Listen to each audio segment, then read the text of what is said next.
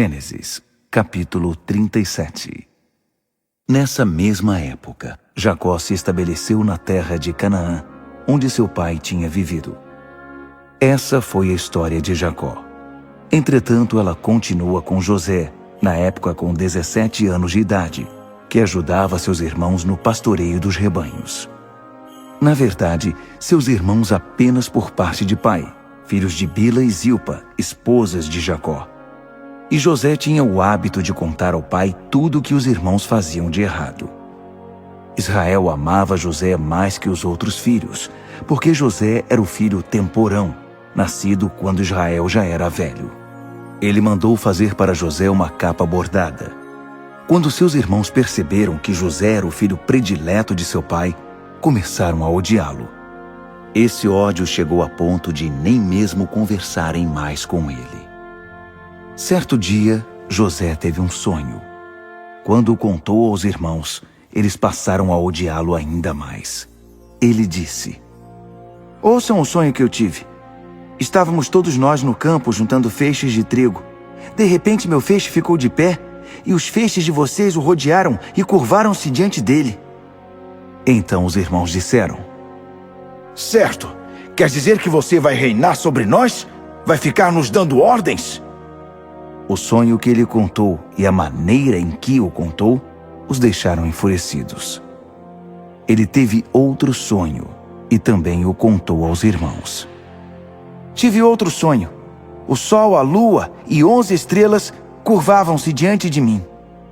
Ele também contou o sonho a seu pai, e este o repreendeu.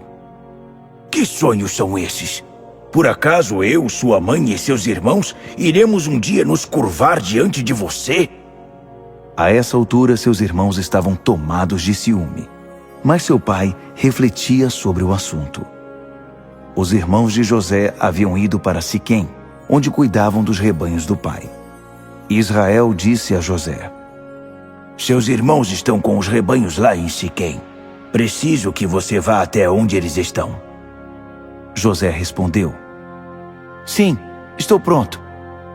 Jacó disse: "Vá ver como estão seus irmãos e os rebanhos. Depois venha me contar."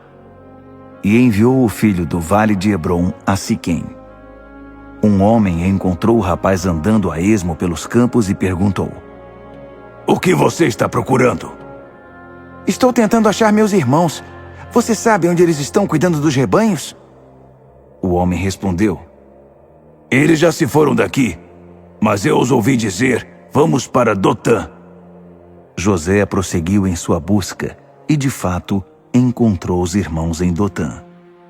Os irmãos de José o reconheceram de longe e acharam que era uma boa oportunidade para se livrarem dele. O plano era este: "Lá vem o sonhador. Vamos matá-lo e jogá-lo numa dessas cisternas velhas. Depois a gente diz que um animal selvagem o devorou. Veremos em que os sonhos dele vão dar." Rúben ouviu a conversa dos irmãos e intercedeu por José. "Por favor, não vamos matá-lo. Nem pensem em cometer assassinato. Vamos jogá-lo naquela cisterna ali, mas ninguém vai machucá-lo." A intenção de Rúben era voltar mais tarde, tirá-lo do poço e levá-lo de volta ao pai. Quando José chegou ao local em que estavam os irmãos, eles o agarraram, arrancaram dele a capa bordada e o jogaram na cisterna. O reservatório estava seco, não havia nem mesmo um pouco de água para beber. Mais tarde sentaram-se para jantar. De repente avistaram uma caravana de ismaelitas que vinha de Gileade com os camelos carregados de especiarias, óleos e perfumes para vender no Egito. Judá sugeriu: "Irmãos, o que vamos ganhar se matarmos nosso irmão e ocultarmos as provas? Vamos vendê-lo para os ismaelitas em vez de matá-lo. Afinal de contas, ele é nosso irmão, sangue do nosso sangue." Os outros concordaram com ele.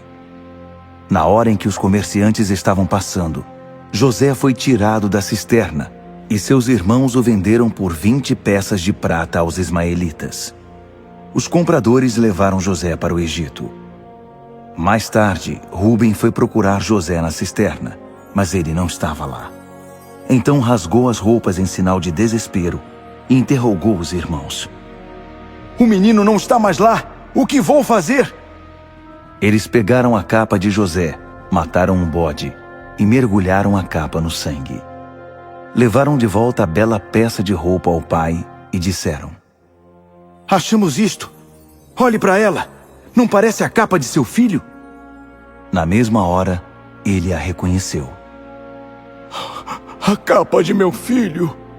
Um animal selvagem o atacou e o despedaçou! Jacó rasgou as roupas em sinal de luto, vestiu-se com um pano de saco e chorou muitos dias a morte do filho. Os outros filhos e filhas tentavam consolá-lo, mas ele não queria ouvir ninguém. Dizia: Irei para o túmulo ainda chorando por meu filho. E chorava muito por ele. No Egito, os midianitas venderam José a Potifar, um dos oficiais do faraó, administrador da casa real.